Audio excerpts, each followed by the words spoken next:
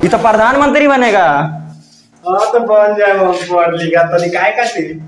इस सरकारी स्कूल का सबसे टॉपर बच्चा है। क्या नाम है तुम्हारा? हमारा नाम जोखना। D for. अरे दादा। हेलो। कहाँ बानी? जी सर आवतनी। आइने तो रेल दे। ना ना आई जल्दी आवतनी रेल दे। आवतनी। अरे उनको मोलिया ना समझ लो का तू। अरे तुम मुझको फोन करके क्यों परेशान कर रही हो बार बार? इतनी डीलिंग हुई ना कि किसी और अरे से मैं बात किसी नहीं और औरत करोगे? के चक्कर में नहीं हूँ। तुम मारोगी मुझको? भूत फिरे हो क्या? आओ ना जल्दी। अबे नहीं, अरे आओ सुनो। आओ जल्दी। रोशनी इतनी मारूंगी हेलो। बिना चला कर।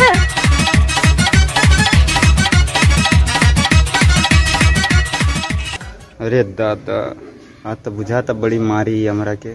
काल रात वही तरह बेलना चला के मरले भी, सर दुखाता बड़ी। आज जो मारी। चलो देखी क्लास में क्या होता ना, तो प्रिंसिपल वा साला हम मेरे लंट बाबू। मार साहेब बड़ा चल दौर अपन ये में पात दिले मर जाला गिद्दर। क्या पढ़े हो तुम? सर पापा की पड़ेगा। का ठीक है। बड़ी मास्टरवा के फोन आवता दिन रात एकर मौगी एकर गौड़िया में डंटा कोई दे रहले का लागत बा। हमनी के बाप भाई एकर पैसा बेकार देख हमनी पढ़ावता। चल फोन आई पास खुशी हो।